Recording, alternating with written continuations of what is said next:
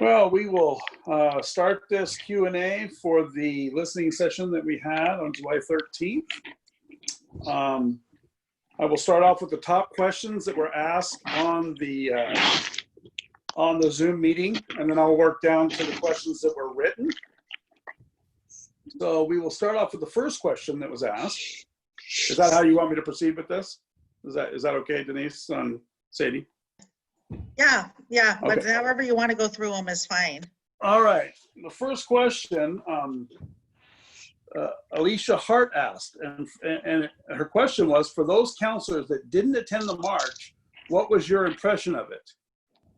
So I think, Justin, you were there, Jerry was there, Katie, you were there.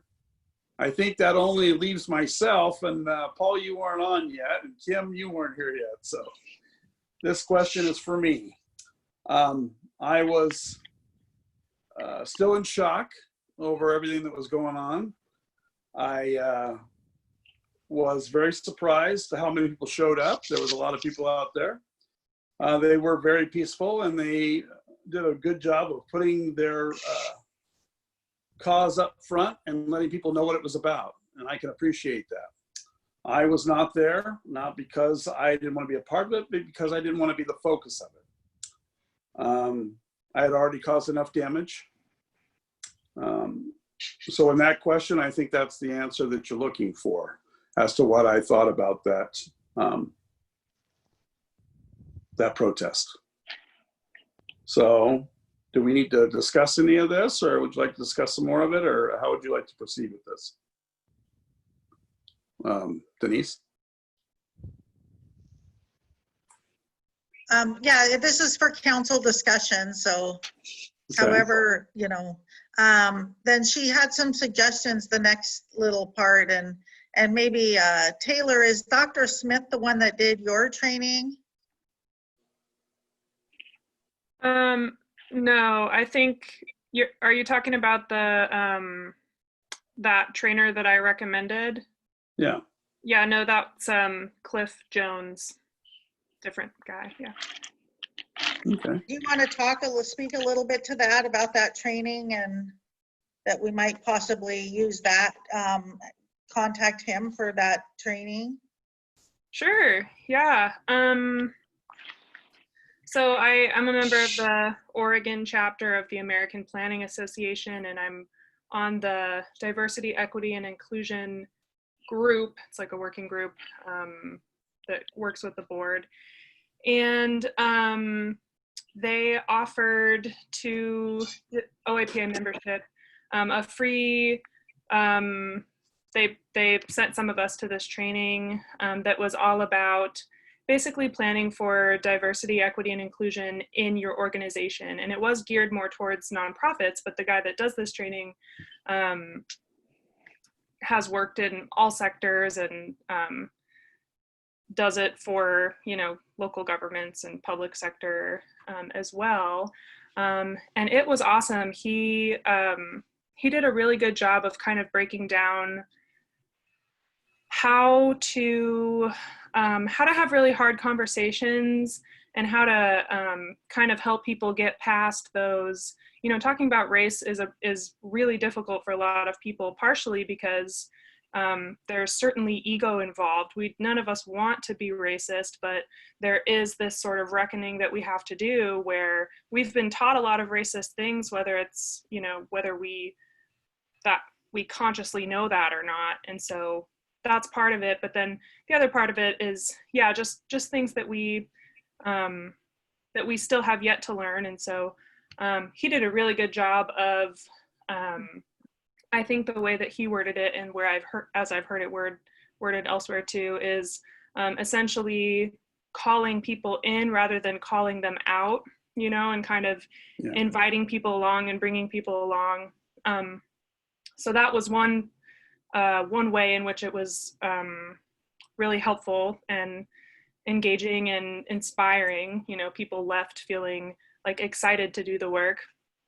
And the other thing that was great about it is that it was really actionable. He kind of walks you through these actionable steps and tools. You leave with I have a packet from it that I could share, even if we can't actually get a training with him. I don't know how hard he is to schedule because he's kind of like a superstar dude.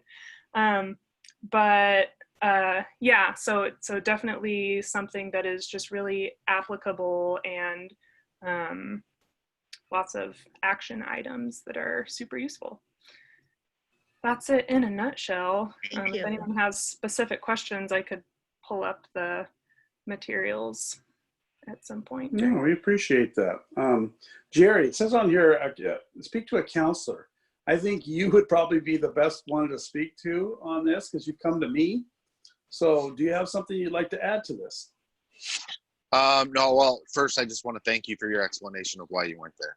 It makes a lot of sense, and I appreciate it. You know, your reasoning for not going was, it's appreciated, you know. There's definitely something way more important than, you know, the issue was more important than us individually. So, but no, I mean, I've been trying to educate myself, you know, for the last couple of years on racism, and any training is going to be beneficial. So I'm all for it. I want, you know, sign me up. All right. All right. Justin, how about you? Yeah, actually, I know you and I have had some conversations, some good ones, I would say. I think that I'm excited to see how you grow and how you do through all this. I think you've learned a lot, and yeah, I'm excited. It kind of like I told you on the phone too. It's sad to see hatred fought with hatred. As I told you,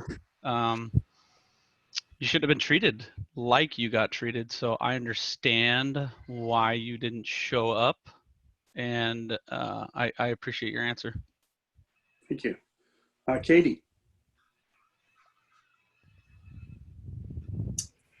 Taylor, can I get the name of the guy correct? Did you say his name is Cliff Jones? Cliff Jones, yeah. Okay, perfect. Yeah, I wonder if even if he's not available for a presentation, if we might be able to get our hands on any of his materials that he's put out. Sounds like he's someone that we would have a lot to learn from, and I would love to hear what he has to say as well. So thank you for bringing that up to our attention. Thank you. Paul, would you like to comment on this at all? Yeah, I was wondering, looking over Alicia Hart's comments here, she also mentions talking to other city councilors, and I thought they meant like Oregon City councilors or San City I councilors. mean, out of our city, yeah. Yes. Yeah. Reaching out and finding out. They go through. And do we have any idea, do any other city council groups have diversity and inclusion training, anything along those lines? Well, I know that Sandy has just went through that. Stan Pulliam, I talked to him the other day, and they just went through this whole process. So they have a lot of knowledge on that. Mm-hmm. I think Oregon City's adopted, and they went through that. And there's a few other that I've heard have been through this process already that could help us extremely in the future. So yeah, I would recommend we do that. And I may be jumping down, but I know in some of the other comments, they ask if the city itself has any sort of diversity and inclusion training. I know I come from a corporate environment working for PGE and then working for State Farm. It seems like we would have sessions at least annually. Yeah. The city has in place now. I think No, but we're looking at these also for staff and committees. Mm-hmm. Okay. So, yeah. Yeah. And there are quite a few cities that just now recently have gone through and had different people. And so I have quite a list. LOC, the League of Oregon Cities has put out a list of speakers too, if we aren't able to get Cliff Jones. And also the Ford Foundation has a good program for this. So there's a lot of things out there to look at. But Taylor, he's highly recommended, so I'm going to try him first and see if we can get him out here. And it might be training for council and staff instead of just council or just staff. So we'll see Good, what we can good. do. Do you mind if I say something? Let me get Kim first, and I'll come back to you. Is that okay? Sounds good. All right, Kim, would you like to comment on this? Yeah, so the other thing I want to call out is I know we're talking a lot about racism and how this all works with diversity, equity, inclusion. But the other thing that Alicia really calls out is dismantling oppression and understanding what those systemic systems that are working in that are built upon white supremacy ideas and ideas that are meant to keep others out, and to understand how our city and our city government can break those down to make it more accessible. So I would want to make sure that we can also try and think of it from that way, as well as to identify the systems that aren't working, the systems that are continuing to oppress people, and not just focus on racism specifically. The other thing I wanted to mention was I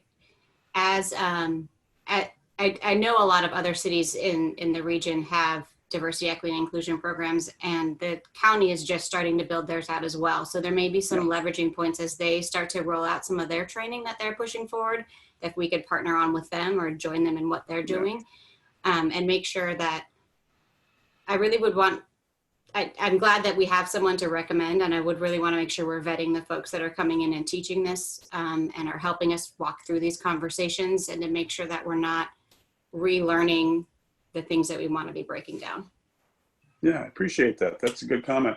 And I have reached out to the Clackamas County Commissioners, Ken Hubbardson, and he told me that they were bringing new people on that were going to train. So that's very good that you mentioned that at this time. I've asked him if we can partake in that, and he wasn't sure he was going to check into it. So, but I appreciate that comment. Any more comment, Katie? Back to you.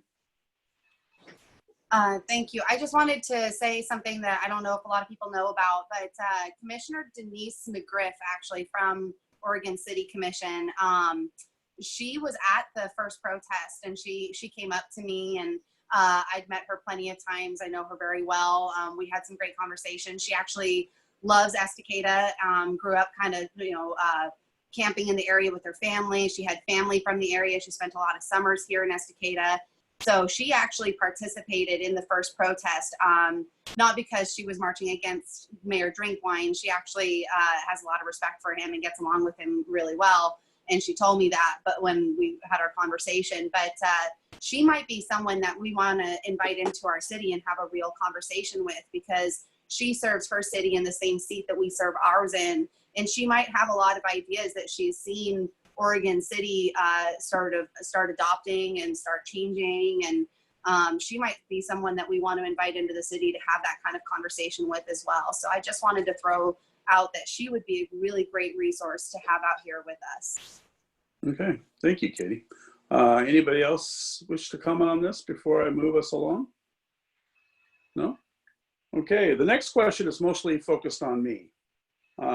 Fred Wheeler, he wrote a statement, but he also said it that night. His statement was that he felt that I wasn't appropriate for the job, and that I didn't understand racism and inclusion, and I understand where he was coming from. I really do, because at the time I had already made the comment. He does not know me and has never heard of me until that very time, and I can appreciate his concern, but as a mayor, I think have made this mistake and learning from it, I would be a better mayor in the future to serve. And I would appreciate if he would take a look at that first before he just signs me off as a mayor who can't be better, because I think I can. And I appreciate his concern and his statements, and I took them to heart. So I hope that makes a difference in his views. I can't say that it will, but I hope it does. So that's really all I have on that question. If anybody else would like to comment on it, that would be fine too. I will. I'll talk as being one of Fred's friends. Fred is a close friend of mine. So Fred, his original message, was just like any of us. It was a knee-jerk reaction almost, and Sean, the last conversation that you and I had, private conversation, was kind of a lot of that stuff a lot of that stuff that came from me came from, you know, Fred and I talking, you know,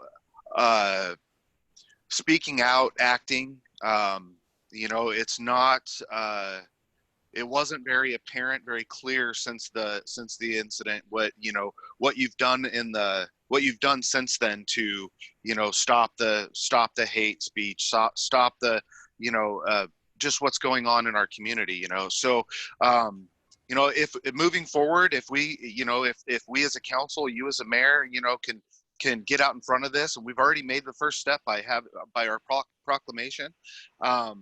But, you know, if we can get out in front of this, you know, I have absolutely no doubts that, you know, Fred, you could, you know, or gain him back, you know, you could earn his respect back, at least a little bit.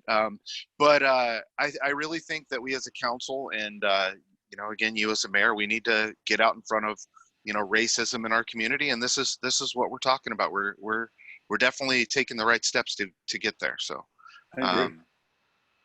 yeah. So thank you. Thank you, Jerry. Anybody else like to comment on that? Besides Jerry? Okay.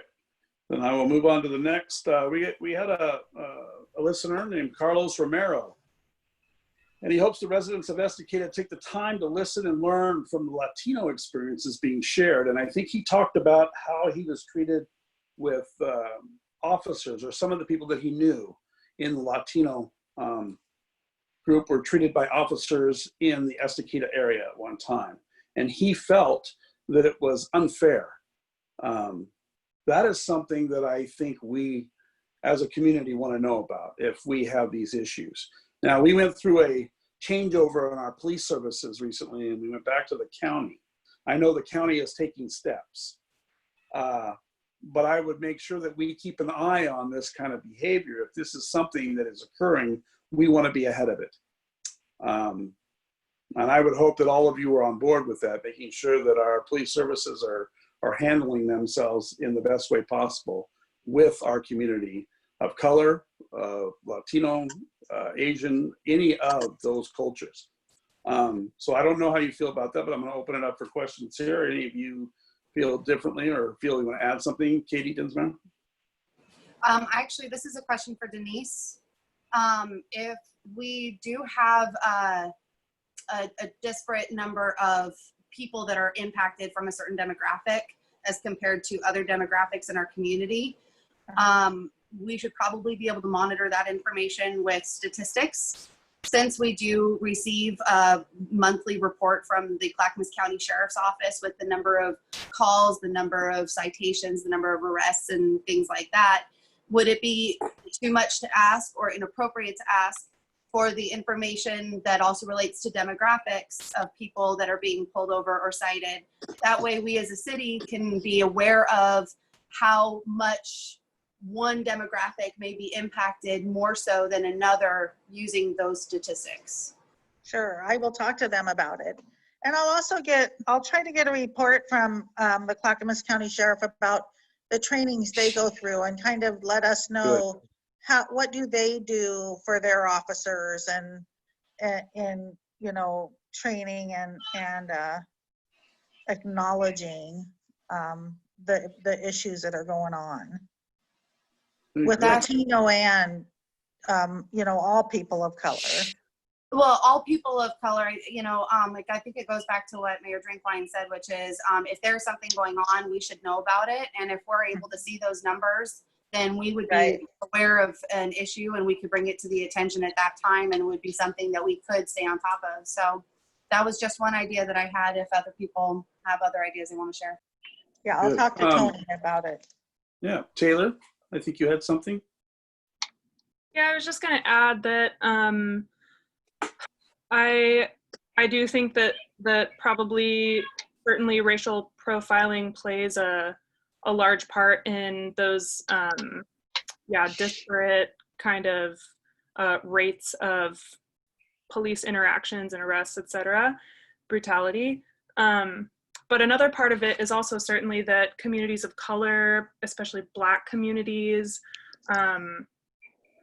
after, you know, decades and decades of disinvestment, are much more prone to be in these, you know, subject to conditions that sort of basically make people have to revert to, you know, turn to crime in order to meet their basic needs, or, you know, people lose hope because they have really difficult circumstances. And that's obviously not something that we are gonna completely solve at the local Estacada level, but I don't know what options we might have, at least to basically try to make sure that there are other support services that exist for people who, especially people who are, you know, maybe experiencing a mental health breakdown, or you know, having an overdose or something, things that maybe the police don't have to be the person who responds to those things, because often, unfortunately, they can escalate things instead of de-escalate things. And so I would love it if we could look at what are ways that we can support having those other types of services be the first responders in situations where maybe it doesn't need to be a police officer. Good Okay. idea. Anybody else? Yeah, I do. So one thing we can do for the well, for everyone in the community is we can create basically have a section on our city webpage where people can go and they can share these experiences. Share, you know, they can go in and it should be something specific. You know, it should be, you know, community outreach something, but something where someplace where they can go and they can, you know, anonymously or with their name, doesn't really matter, but they can state, you know, what happened, what, you know, what they experienced, and then we can address that, you know. But we also, if we do something like that, we have to make it very public. We have to make it known throughout all of the city of Estacada that this is something that we want, you know. But to just let them know that their voices matter. Let them know that they, you know, that what happens to them you know, it's got to be happening you know, all over. So we want to stop it, and the best way to stop it is to know what it is. And you know, we're not experiencing it. You know, not really any of us are experiencing it. So in order to we're not going to be able to reach every individual person out in the community, but this gives them a voice. The people that we don't reach, this gives them some place to go to, you know, explain that. So just a little section on our city webpage where they can go and they can, you know, give us their experience. Yeah, You know, let us know what happened. I like that. Kim. Yeah, the other, I love that idea, Jerry, and I would like to see, if possible, if we could even go a step further, and instead of asking folks to come to us, how do we go to them? How do we have listening sessions out in the community, connect with leaders of the communities for the people of color, whether that's faith-based, through any other kind of outreach that we can connect directly and just go and listen and be a part of their community and be there to hear what their stories are. And if that means, you know, having interpreters so we can connect with our Latinx and Spanish speaking community, then let's do that. And let's make sure that we're connected and that we start to rebuild that trust so that they feel comfortable to come to the website. They know that if they tell us something, we're going to do something about it, and we're going to be continually to hold them accountable and to hold folks accountable. But I'd love to see some kind of outreach where we go to the community instead of asking them to have to come to us. I like that. I like that. And just Justin? one more thing. Go ahead. I do not go by Kim. Oh, sorry. No, it's Sorry. Everybody does it, so I always have to say it at least once. Okay. Kimberly I'll it say is, please. Kimberly from now. Not a problem. Justin. Yeah, Mhm. I did want to add too. I think Carlos also did share that there were good experiences too, and that was Yeah. nice to hear from him as well. So that's all I got. Good. Thank you. Paul. Nothing further from me. I thought some very good ideas on there. I like the outreach idea and getting the demographic information as well too. I think it'd be great, but I think, yeah, great ideas all around. Okay. All right. Thank you all. That was good. Denise Baird. Mayor and councilors, do you support defunding the police, or do you support the concept of law and order? So first off, who would like to start? Can I start? Jerry? Okay, so there's a lot of different messages as far as defunding the police goes. So most of the organizations or most of the groups that are out there right now that are fighting BLM, not fighting, but protesting for BLM, defunding the police is the wrong term to use. They basically want to refund, like just change how things are funded. Move money from one section to another. It's not about defunding the police per se. It's about, like what Kimberly was saying earlier. No, what Taylor said earlier about just, putting in place, not every call, 911 call needs to be handled by a police officer. Just putting those procedures in place to, just mental health and basically that's what it is. So no, we don't support defunding the police, but definitely reform is something that I support wholeheartedly. But I also support law enforcement. I have friends that are in law enforcement on the front lines of this, and my heart goes out to them every single night. I have a pretty good friend that works in Portland, nights, and it's scary having them out there. So definitely. I appreciate that, Jerry. Anybody else wish to speak to this? No? My personal opinion, we're on contract with Clackamas. I haven't really thought about a defunding situation for our officers. I believe our officers need training just like we do, and they will learn from this, I'm hoping. But we don't have a lot to work with out here. We're not our own police service. But if we had one, I would look at their performance, and I would evaluate that, as we all would, as the council that probably would decide what they're paid and how they're paid. So I can say if it were our service and we had control of that, then we probably would look at that. Are they doing the job that we hired them to do? Are we getting out of them what we would expect from ourselves? So yes, I think that we would look at that if it were our services and decide how we proceed. The other part of this question was the concept of law and order. They asked us if we were for that. I'm not sure what that means, law and order. Maybe you can help me understand that. Any counselor wish to speak on that? To help me understand what law and order is supposed to mean, because I don't understand. I think that was just a statement that they made to kind of emphasize that without police officers, there is no law and order. Okay, all right. That's all. Good. That's all I took it. I just want to make sure I didn't think of it the wrong way, say the wrong thing. So I appreciate that. Thank you. Just from reading that too, same take. Yeah. All right. I'm gonna move on to the next question, if that's I have one okay. more thing, Mayor. Oh yes, Kimberly. Go ahead. I would also like to see us, knowing that we're on contract with Clackamas County, is how can we push them to be moving the needle and to moving things forward, and what asks can we make, and what can we ask to see back from them, to make sure that we try to level set the amount of training that these officers are getting, and that they're getting the de-escalation training. They're understanding what it means to be working with someone in a mental health crisis.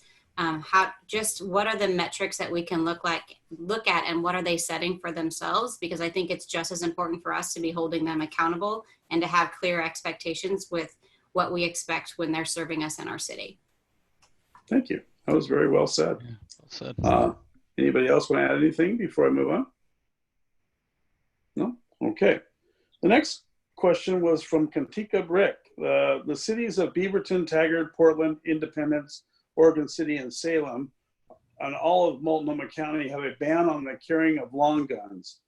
Would like the council to think about that as an option for Estacada. I don't know how you feel about that. So I'm going to start off and open it up to everyone on the panel. Who would like to be first? I guess I can go. Justin? I would say I'm not ready for that. I don't want to infringe on that right at all. Although it was, I will say, in the first march, it was a bit disturbing to see people standing out with rifles. I didn't quite, personally, I didn't understand that. Some thoughts that came to my head were, I mean, what are you going to do with the gun if somebody decided to start looting? I wouldn't think you'd shoot them, but I also don't know. But there were no gunshots. There were nothing that was misused. So I don't know. I'm not really for infringing on that right. Okay. Next on this. Anybody? If you're asking me as a mayor, I'm with Justin here. I was a little shocked by how many guns were out there, but I don't want to walk down this path with that. That's a very broad, long guns can go anywhere from a hunting rifle to an AR-15. So, that's a big draw there to go into right now. I can't make that determination here, and I choose not to. But if Katinka wants to bring this to the city council and explain during community and group comment, I think that might be a good idea. So she can broaden us with more information that she wants to put forward on this. If there's anybody who wants to add to this, now's the time to do it, because I'm going to move on here in a minute. Okay. I don't think that we have a problem in our city, with people, carrying long guns. I think the two instances, where it was brought to everybody's attention were the two marches. I don't think it's actually an issue in Estacada. I was floored just like everybody else with the amount of long guns, with the amount of rifles, assault rifles, that were out during the march. And but I don't think it's an issue here. So I don't think it's really something that we should address at this time. If it does become an issue, absolutely we'll address it. There's no doubt about it. So that's all I got. What would it take for you to consider it becoming an issue? Just out of curiosity. I mean, just for it to be more prevalent. I mean, the only time in the 25 years living here and 19 summers before that, that I've ever seen long guns open carried in Estacada were during these two marches. If it were to become a thing where people were carrying them on their bodies at all times, I know just about, there's probably 45% of the population that have them in their vehicles, but they stay in their vehicles unless they're out hunting or, being clean. But if we're to see people start carrying them, openly carrying them, then yeah, that becomes an issue to me. But, until it actually becomes an issue in Estacada, I don't think that it's something that we need to address right away. Okay, thank you. Anybody else like to comment on that? No? That was a good question there, Kimberly. It was. Paul, did you have something? I know you clicked in there for a minute. No, I was surprised by Katinka's, not her comment, but by the cities that were listed off on this, and Multnomah County as a whole as well too. I was more curious, is Clackamas County considering anything like this? What other cities are involved or participating in the ban as well too? I'm kind of curious as to what prompted that as well too. So if Katinka does bring it forward to a city council meeting, it'd be good to get some context to this as well too. Yeah, I can appreciate that. Thank you. Any more comments on that? All right. The next one was from John McAdoo, and that's more of a, we support our mayor. I don't think we need to get into a question and answer on what that means. It's about me. So we'll just kind of go past that one. And I appreciate the support. So that's all I'll say to that. On the written questions, an attendee, I'm part of this committee for the last 12 years. Please reach out if you need community input. And that was from that, I think Carlos Ramirez, he gave us that. So if we have anything on the Latino community that we'd like to work on in the city or like to help organize, he's willing to be a part of that. So I commend him for that, and I would hope that we would have something to deal with him and helping us understand in the future as well. Is there any other questions to that one? No? All right. The next one is attendee. I have a number of questions that I would like the city and the city council members to answer. What actions are the city and the city council members planning around anti-racism education for each employee and council member? I think we talked about that kind of already. Will there be training by anti-racist trainers? I think, Kimberly, you brought that up. We want to make sure that we vet these people and that they're training us in the proper way with the right things in mind. Am I right? So that kind of answered that question. Can I? Employees and council members specifically, what has each council member and the mayor done to educate themselves around racism history in the United States? I can't speak for everybody, but I've been on a lot of racist things lately, looking at things all over, trying to educate myself in a better way. I grew up around some racism, so I know what it is. And it was to my own family, and nobody understands that like me. And I can't show you what that was like, but I can tell you it was not fun and it was not pretty. But I got through it, and my brother got through it, so I understand what it is. It's a dirty thing, it's a bad thing, and we have to get on that same page and figure out what we're going to do to make it better. Would anybody else like to speak to that question, or is that it? Can I just actually backtrack to the last question, Sure. which was, will there be training by anti-racist trainers for all city employees and council members? I don't know if whoever wrote this intended for the phrase anti-racist can mean something different and more, it's maybe just much more intentional, or I don't know, often means something different than simply words like equality or equity necessarily. I think anti-racist is often more about rooting out pieces of white supremacy and stuff, and kind of, it can mean a different thing. So I don't know if that's something that we want to parse out and explore different trainers that actually talk about anti-racism versus diversity, equity, inclusion training, and where that might overlap or how those could be different. Just Okay. Well, thank you. Anybody else wish to comment on that? Okay, and this question still has more to go here. They wanted to know about legislated racism in the United States and Oregon. I don't really know how to answer that one. Maybe you could help me on that. Any counselors wish to speak on that? That understand what the... Yeah, Go I ahead. think what that's referring to is how it used to be until more recently than other states, you know, in our state bylaws that you could not be Black and own land or own a home in Oregon. There was severe redlining. There's lots of ways that it was covert anti-Blackness, anti-Black racism written into our state legislature, and we're still trying to rebuild out from underneath that. We still see it in gentrification of our cities, and so I feel like that's what, and it's also a lot of things that we're not taught in school, and I think that's part of what their second, as that question goes on, is getting to, is about what we are taught and what we're not taught, and what can we do to better make sure that we all are on the same page and we understand the true history of Oregon and how racist it really was and still is. Okay, thank you for that clarification.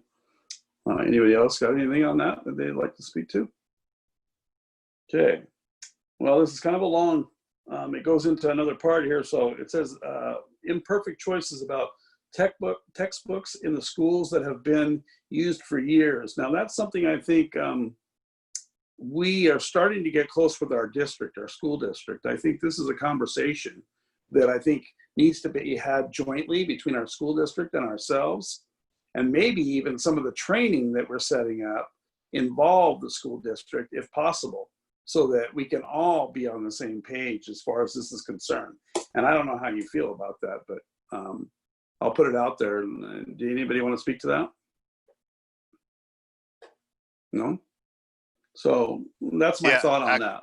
So, Okay, go ahead, Jerry. so knowing, being involved with the school district a little bit with, being the liaison, and I know that Ryan is implementing a lot of policies and stuff, and I know that they're working towards, basically the same stuff that we're working towards, just equity and equality throughout the school system. So, but I'm sure Ryan would absolutely be for, joint training, anything like that, if it could be worked out. But we definitely do need to have a conversation as a council with the school board, with the school district. So Okay, that's good. all I got. Good. Thank you, Jerry. I appreciate that. And the other part of this question is recruiting efforts to employment efforts, promotion efforts, the outreach efforts. Has the city undertaken to have more voices from BIPOC at the table? So I can't speak to that. We've been a bedroom community for a long time. I'm starting to get, we're starting to get people in here with more jobs, trying to get jobs on the table. So this is something we're going to be dealing with. I don't know how we're going to approach this with new companies coming in. I'd hope that we'd sit at the table and go through this process with them. But I don't know. How do you feel about that? Anybody got any comments? Katie?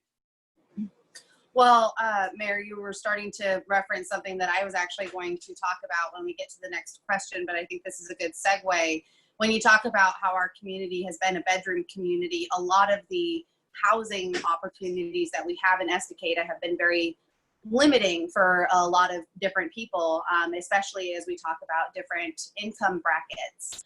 That was evident during our housing needs analysis that was published last year, and actually they spoke to how our lack of housing diversity affects our lack of diversity here in our community as well, which is why I'm going to be proposing the construction excise tax at the next council meeting. I've already drafted the ordinance and included it in the next agenda packet. So I would like to think that that's going to be a really positive step to being able to include everyone at different income brackets, and is going to help strengthen our diversity in our community if we can actually provide different housing that fits different needs and fits different demographics. And right there alone will help our diversity in our town if we can actually have housing for different people. So I'm really excited to see how much that is going to affect our end goal of being a diverse and included community.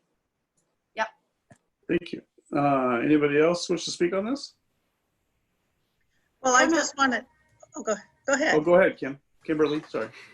I don't know how much, I'm still learning all the ropes of how this all works. So I don't know how much say we have over what businesses come into our city and what kind of, what we can ask of them. But I think it would be important to put some kind of, ask for an equity lens or an equity clause, or what's your equity strategy to not only hire a diverse workforce, but retain them. And if you're not retaining them, then what does that say about your business and your organizational culture that we may want to look at and have and make a change? So I'm not really sure how that works, but I would love to see us try and explore that. Good, I like that. All right, anybody else? Denise, you were going to say something. Well, I was just gonna commend the council too and our planning department. I know Taylor finished it up, that we have done a lot of work on our ordinances to try to make it easier for more housing that would diversify our housing, stock that we have in Estacada by making areas close to the bus routes where more multifamily and some cheaper housing, because we really don't have that. We have the ranch level, $300,000 to $400,000 house, and that's what people have been building. And the council did a good job at the last huge update of the planning goals to try to change that and make it more attractive, which the CET could make it really attractive for some people to build some multifamily if we can get that money to help them out to build that, because it's all a matter of them making a profit on what they're building. And that's what we're hearing is that they can't. But I think if we have this CET funding that we can help them out, then we're bound to get some better stock in our housing, some different. And to piggyback on what you were saying, Denise, something that was really exciting that really lit the fire for me to write the ordinance for the CET was learning that Milwaukee was able to use their construction excise tax on commercial industries to also provide COVID relief funding to small businesses in their city, which was really, really exciting. So that being said, I know that there was a question, I don't know if we've gotten to the question quite yet, but or maybe if we've already talked about it, the grants specifically for businesses run by people of color, we might actually be able to sponsor some sort of a program like that if we adopt the construction excise tax for the commercial industry as well. At least that's what that portion of that tax would be designated for, is whatever kind of program we wanted it to fund. And so that would be a really exciting opportunity right there to invite entrepreneurs of color into our community and have a fund set aside to be able to provide those grants. I like that. Anybody else have any comments on this? All right, I'm going to be moving on to the next question. Does Estacada City Hall have a diversity? We've answered this already. I think you're working on one at this point. An inclusion strategic plan? If not, will you ensure that our city represents the future demographic changes? So Denise, I'll give that to you.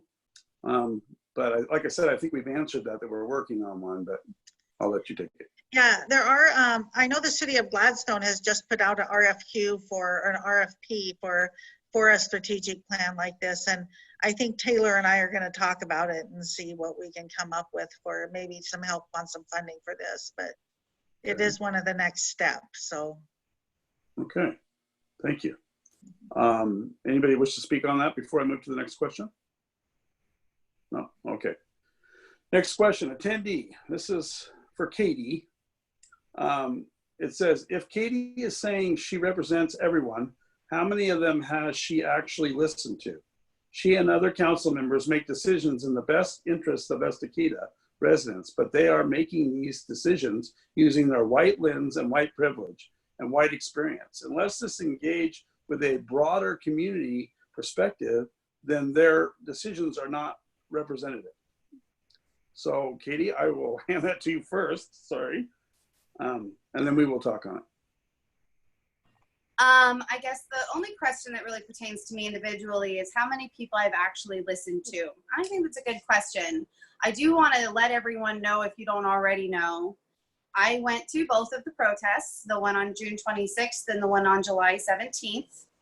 I did not march. I did arrive early and I went to City Hall. At City Hall, before the march arrived there, I was able to talk with anyone that was at City Hall, whether they were there for the protest, which there were people there who were there for the protest who could not march for one reason or another. And I got to talk with those people who were sitting and waiting for the group to arrive. There were also people there who were not participating in the protest, but were there for other reasons.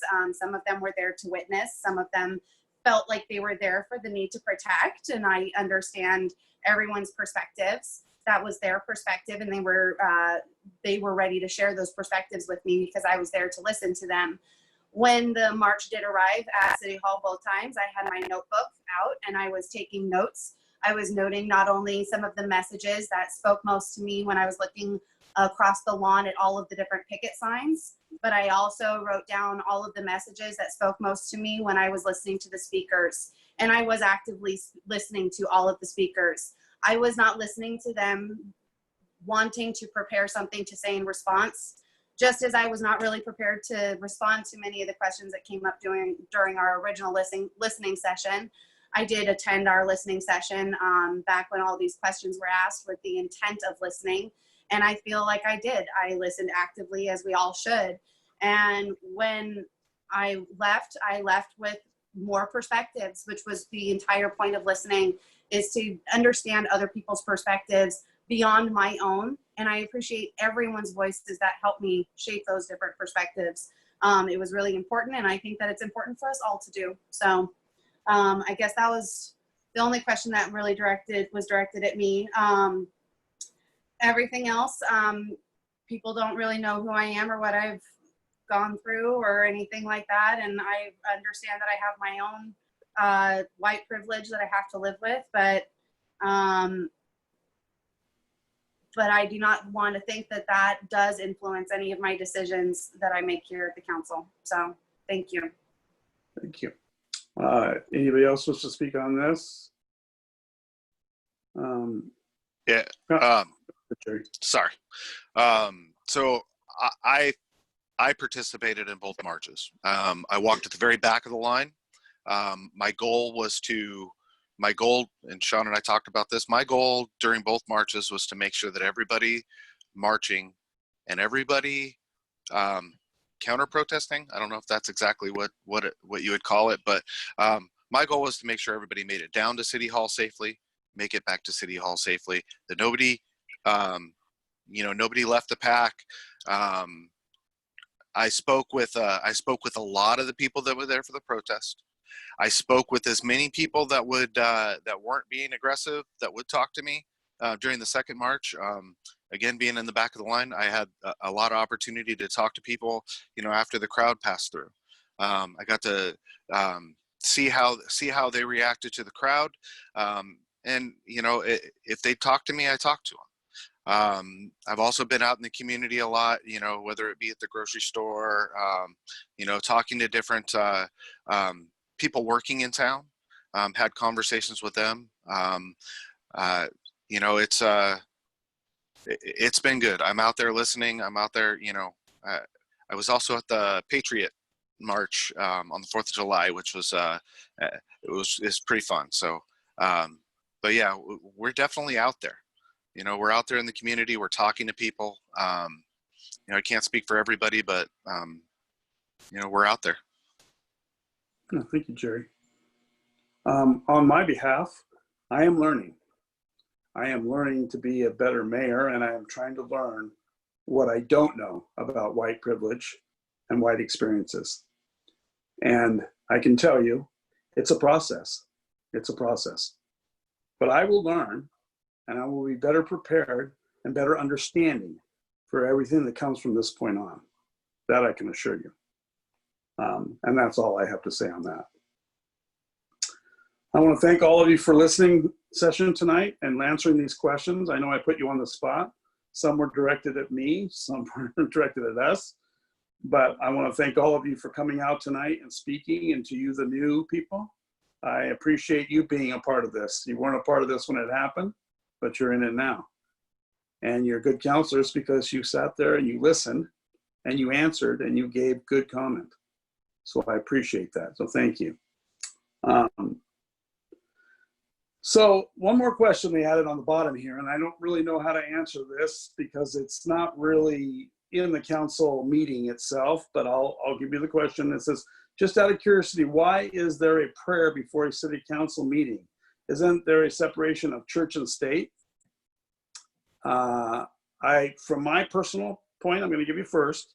When this first came to council, I was in disagreement. I didn't think it should be in our council meeting. So I said no to prayer in council. And then I got to thinking about it. I'm not like that. I think prayer in its place is good. Whether you believe in everything that prayer is, it's the faith in one thing that makes us strong. So in that, I have agreed, and it stayed in before the council meeting. It is not in the council meeting. We say the prayer before, then we open the council meeting. So I think it has a place where it is, and I'm fine with it. But if a counselor wishes to talk about that right now, now's the time to do it. So I will put it up for question. Anybody have any comment on the prayer? Well said. Thank you. Jerry. Okay. So me not being a religious person, I actually do not have a problem with the prayer where it is. I choose to not participate, that is my choice, not being a religious person. But again, being not religious, I have no problem with the prayer being where it is, and And yeah, that's all I got to say. Okay, thank you. Anybody else wish to comment on it? Not seeing anybody. Okay, I'm gonna move out of this portion of the meeting, which is the question and answer. Is there anything else, Denise, you'd like to add or stating that I No. missed? Okay, Can I ask a process question? sure, yeah. Are you gonna, Denise, are you gonna compose answers that will then send out, or what will be the next step for folks to see what this discussion was around the questions they submitted? You're on mute. You're mute. Turn it on. Yeah. We have this recorded, so we'll get those questions answered and we'll put them on our website. And then also this meeting will be on the website for people to watch also. So they can either watch it or they can read it. So yes. Great. It Anything might not else? be as word for word, but we'll get the gist of the answer of the question. So we probably won't type everything. Thank you, Denise. Appreciate that. Okay, we are moving into the League of Warden Cities priority list. I think you've all had a chance to look at it. I know, Denise, you sent out some pretty important ones that really will affect us closely. And I hope everybody's had a chance to look at some of those. So let's have a discussion on those very things. I want to know your priorities. Denise needs to know your priorities so we can get this back and we can get them looking at these. So knowing that, you all have the questions in front of you, the actual purposes for each one of these. So kind of give me an idea what you think is an important one for Denise to take forward. Anybody want to start the process? I'll start. Hey, Jerry? So you just want one at this point? Well, we need four Oh, so altogether. maybe Is that not right, Denise? Four? Okay. So we need four to work with. So Okay. So I went through these things, you know, with a pretty. I went through them pretty well. So the ones that resonated the most with me, I mean, I've got a lot of notes here, but the ones that resonated the most with me were Q. I can't read it. Can somebody read what Q is? At least the gist of it. It's on my tablet, and I didn't write the notes down. You know what the Mental question health was. service delivery. Okay, so it's necessary now and forever. I mean, this is part of the, you know, again, this is part of police reform. But you know, we talked about earlier with Kimberly, or with what Taylor brought up. I keep mixing it up. What Taylor brought up, again, and what I stated, that there's a lot of calls that don't necessarily need to be handled by the police department. There's a lot of calls that go into 911 that can be handled by, you know, by other sources, you know, mental health, you know, can't word. But yeah, I mean, I think that one's pretty important. I know we don't have a lot of control over it since we're contracted through Clackamas County, but it's definitely something that I think at the state level needs to be addressed. The others, B resonated with me since we're, you know, moving into a digital world, or not moving in, we're in a digital world. Broadband is going to be very necessary, you know, all across the board. So that one, you know, if we can figure out a way to get the, you know, to get that working within our community, that's important. H, affordable housing is a definite must. We spoke to that many times already during this meeting.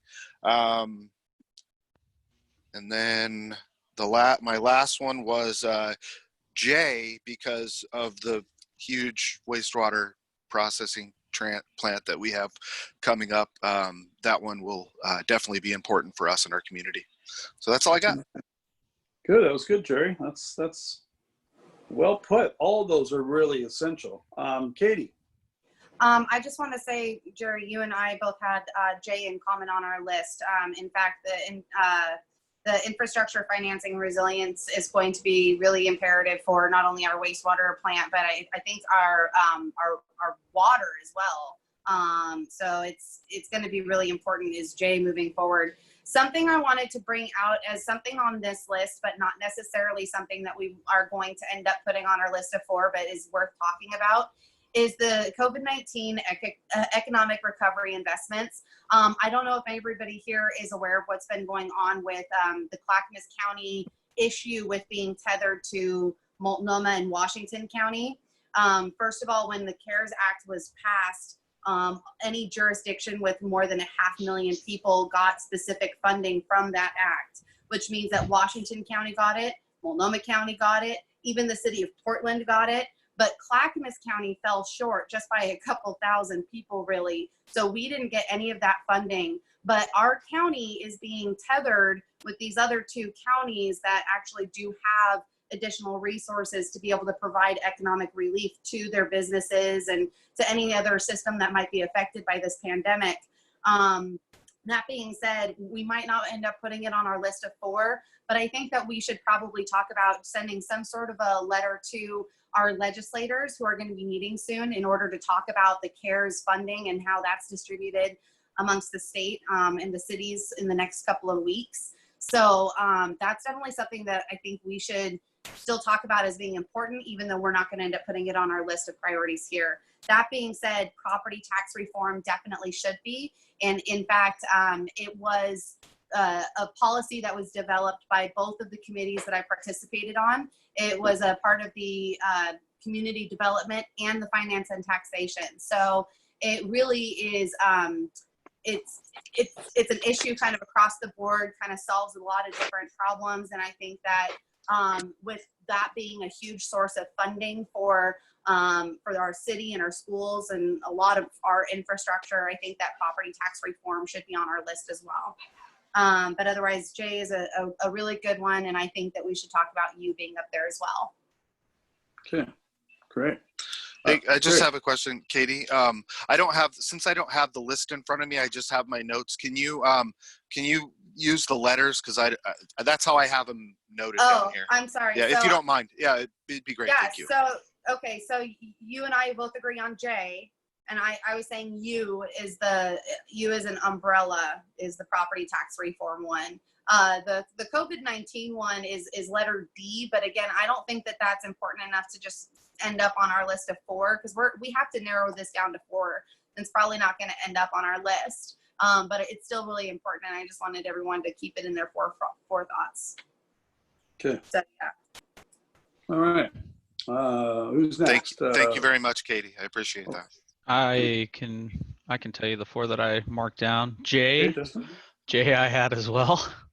And I guess I don't need to go into any more details. It's already 3 of us, and I think we're all probably on the same page with that in the wastewater facility.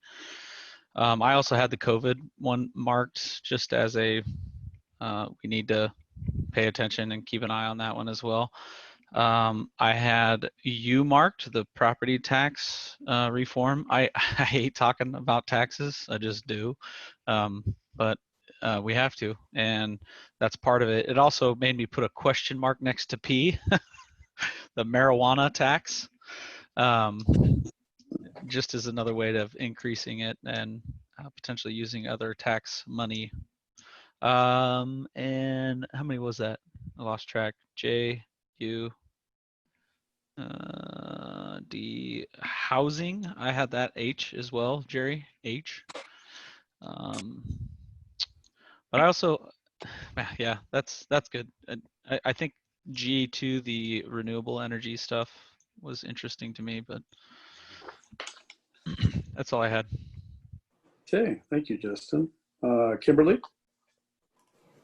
Yeah, I think this is a real option for us to really apply an equity lens, and what things are that we can pick here and ask to be moved are going to have the biggest impact for our most vulnerable communities and help us move equity forward in our region. And so I want to make sure that we're balancing that and adding that in. That's one of the reasons I chose B, especially with the broadband. So that's the broadband infrastructure. The more that our kids are going to be in school online, we got to make sure that we have resources that everyone can access and get to. And parts of our city don't have access to internet, or they don't have quality access, and we need to build up that infrastructure and the technical assistance. And I think what goes hand in hand with that is also E, which is the digital equity and inclusion, which comes in with making sure that we have resources in place that we can help people bridge that gap. We can work on closing the digital divide. That's a huge problem across our economic brackets, and also has training opportunities so folks can learn the technology that they need to be successful and to help make sure they have a stable income and keep moving forward. I also really wanted to put some oomph behind the Q, mental health service delivery. I think that goes hand in hand with the police reform and making sure that the first responders aren't always police, especially when it's a mental illness situation.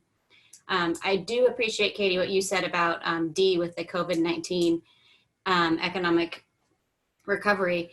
It's incredibly frustrating being coupled with Multnomah and Washington County, especially for the parts of it that are affecting our businesses more than others. And Clackamas County put out a very strongly worded letter to the state about we need to be able to have access to this funding. And if there's some way that we can add umph to that and put more to it, I would wholeheartedly support that.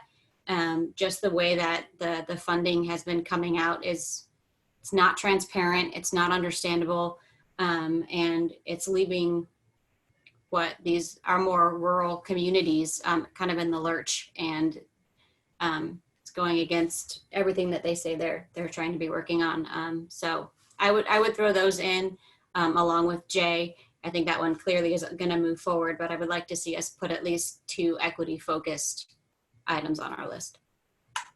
Okay, thank you, Kimberly. Paul? The ones I had down, I had H on there, the housing and services investment on there. I thought that's, to me, that's a big thing that our area could really use is just to help out in that area with housing for all. I also had transportation ones on there too. I had N for long-term transportation infrastructure funding.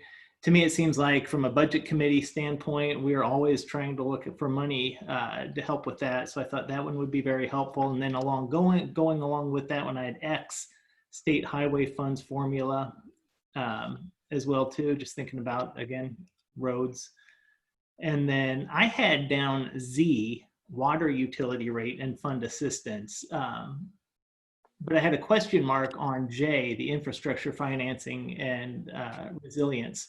So I could easily go with J over Z, just knowing what we need to accommodate the growth that we have out here and get the water stuff moved.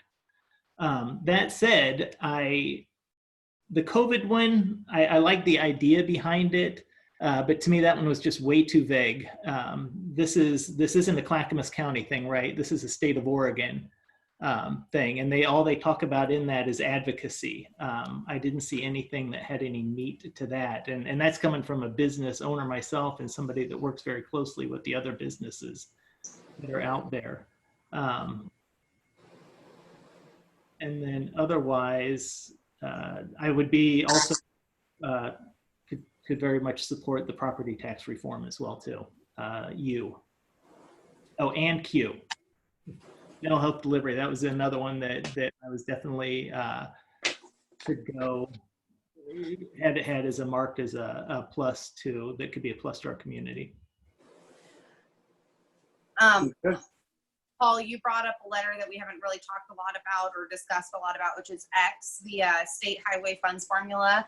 I know that we discussed a little bit about that particular one during the last meeting when this came up the first time. And Denise had expressed that would be a really important one for our city, especially when you talk about, the budget committee kind of aspect of it and always looking for money.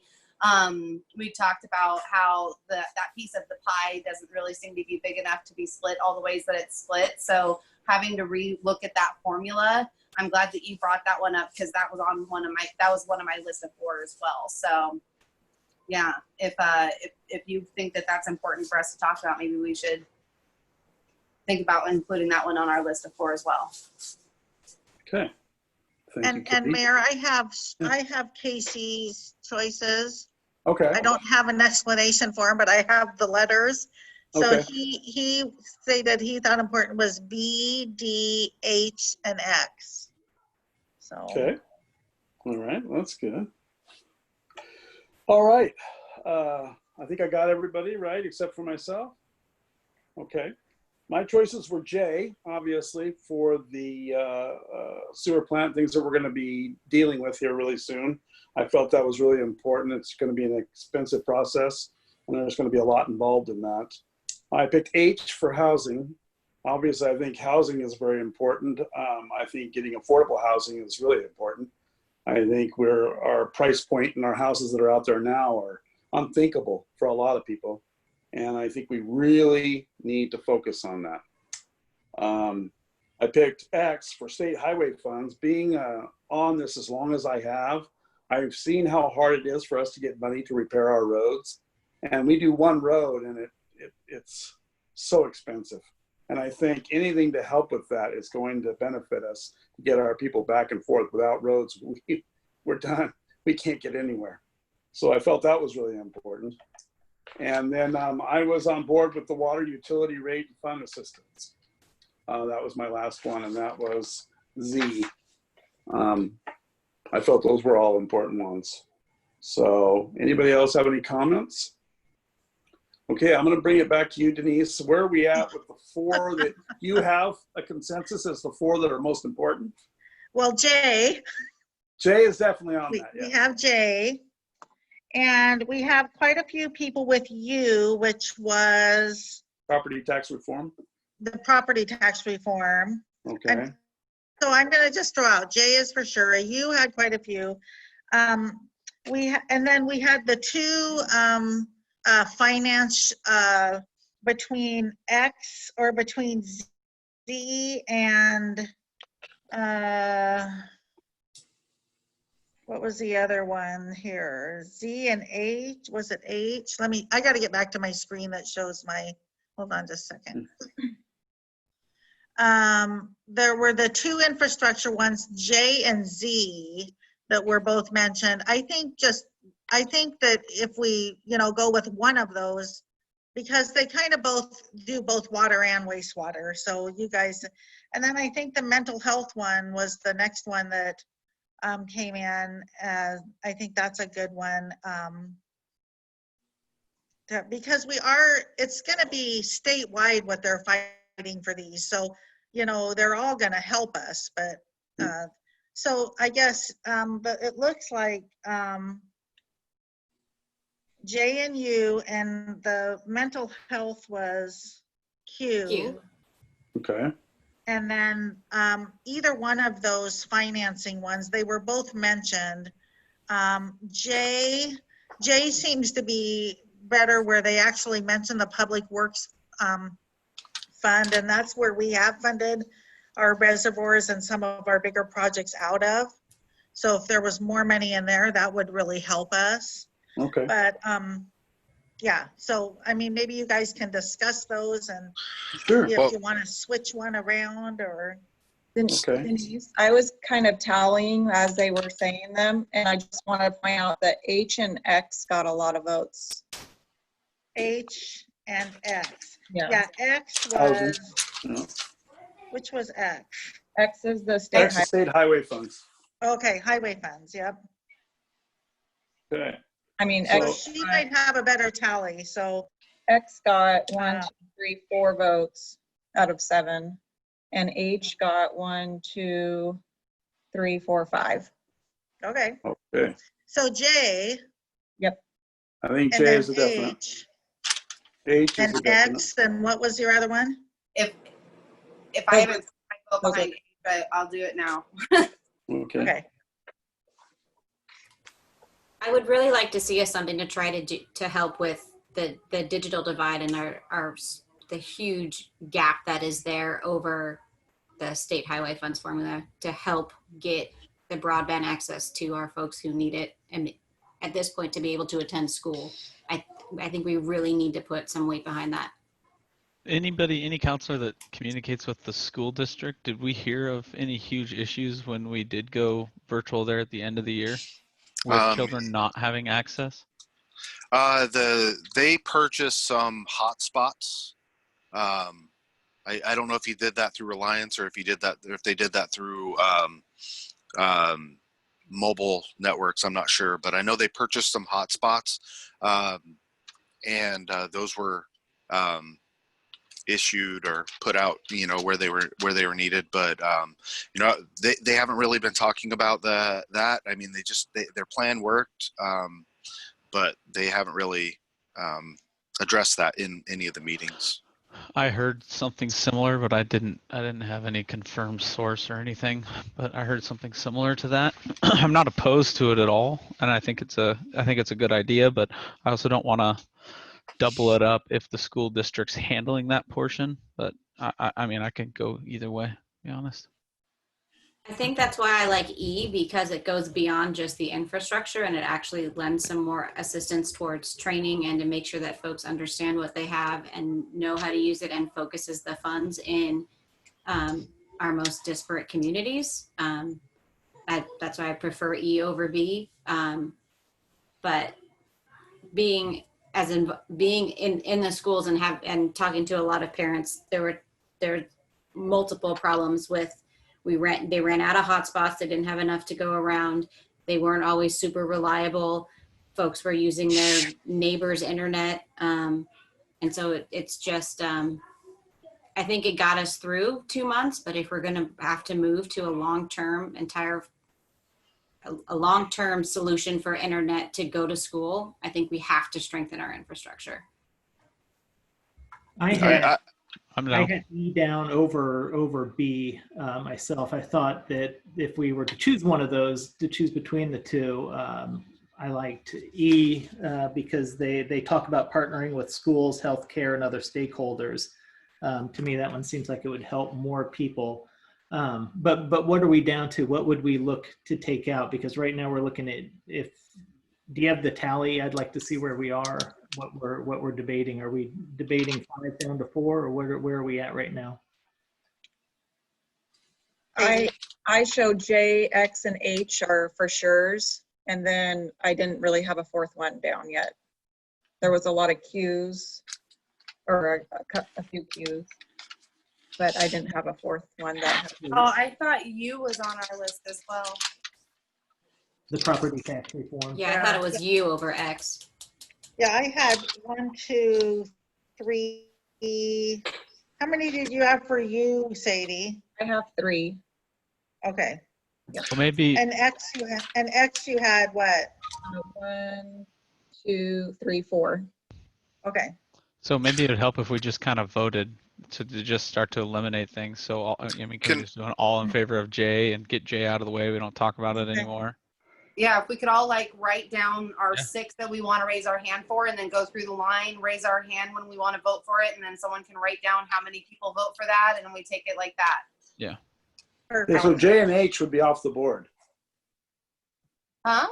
J and H would be off the board. We had 5 for H. Yeah. So those two, J and H, would be off. Just take them away. Those are 2 that we are moving forward with, right? Right. Okay. So we got J and H. Now we're going to vote on. Can I speak to Q real quick? Just a real quick little statement. So as important as I really honestly believe this is, I think that battle is going to be taken up on many different platforms in the state, in the country. I think that battle is already going to be fought. So honestly, if that's something that we wanted to take off the board, just because that battle is, already going to be fought from multiple different angles, then we can move on to, other things. That's just my opinion of that one. All right. So which one are we looking at here? Let's compromise. Jerry, which one were you just talking about, Jerry? I'm sorry. That would be Q, the mental health. Okay. Like I said, it's super important, but I just think that battle's going to be fought over and over and over. So. Okay, Sadie, so can you do, other than J and H of the ones you have, can you just go down and ask for a show of hands? Yeah, so for X, And X is which Sorry. one? State highway funds. state highway funds. So I've got 2 Okay. votes for X, Okay. I'll go so for X X- too. That's 3. 3, X. 4,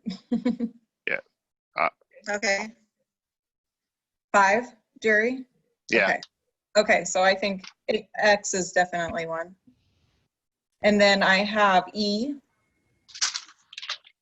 and that one is I'm willing to compromise on E. I think Digital E is- equity.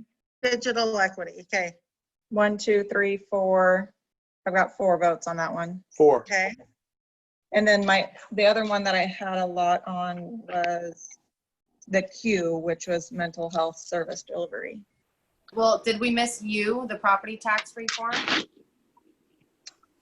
Maybe. Yeah, originally I had 3 votes for you, so we could do between U and Q if you guys like. So let's go ahead and vote for Q first. Q is the mental health service delivery. Well, Okay. I do strongly agree with it, but again, if it needs to come off the table, it can, Yeah. I think that battle will be fought for us. Okay, so then U is the property tax reform. Which, yeah, I say property tax reform. I have 2 votes for that right now. Okay. So it looks like it's J, H, X, and E. Is that what you have, That's what I Sadie? show got the most votes. And then we're also adding on the third-party building inspections Oh, in yeah. the other. Okay, So- that's good. Goes in that I little was box. gonna ask you about boxes. that because I had. No, it's definitely gonna be on there. They're gonna Okay, get good.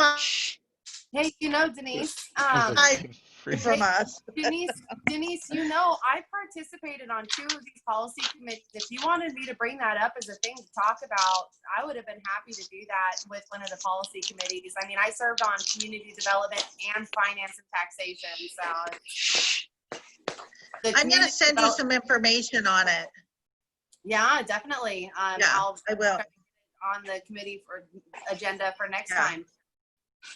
Well, we had something on our email today that I sent to the mayor. It was to the mayors, but they didn't have his right email, but asking for letters because Friday they're gonna be discussing it somewhere. So maybe I'll get a letter put together and send out some information on it.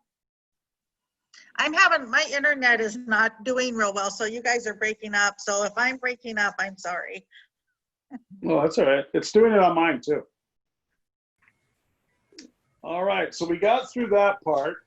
Now we're at the League of Oregon Cities Conference that's coming up. Now, as all of you know, the city has funds for training in place. And this year's League of Oregon Cities workshops and conference are virtual. So everything can be done from your home. And the rate has been cut for that. So it's a really good time to take all of these that you wish to take.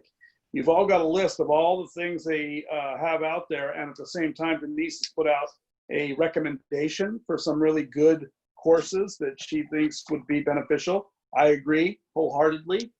I think they would be too. And it's things that we're dealing with right now. So it kind of falls into a good situation. I recommend that you take advantage of this because I think this is a good time to actually be a part of the league when you can get these classes and be, you don't have to travel anywhere. So it works out for us. And you can do it from home. So there's no trip away or no hotel stays, no money has to go anywhere. So that's always good. Other than that, that's really all I have. Is there anything that I might have missed, Denise? Just let me know. I've heard from Justin and Katie and about going, but just let me know if you look at your schedule and you think you can attend any of those. We can get you signed up and you can pop up on the ones that you can go to.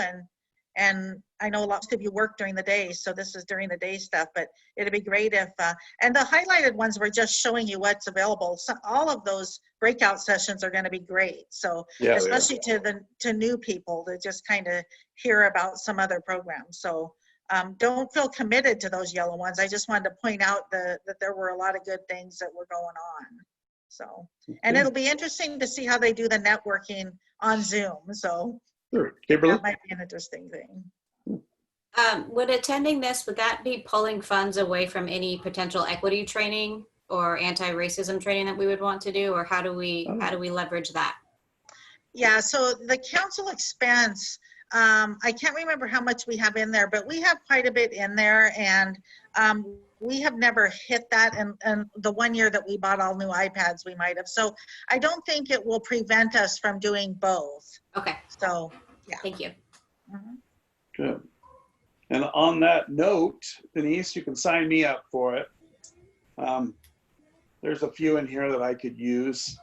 So I appreciate that. And I don't have anything else tonight unless somebody'd like to add something. So feel free. This is your time. I'll give all of you a chance if any of you like last comments. So I'll start off with Jerry. Go ahead, Jerry.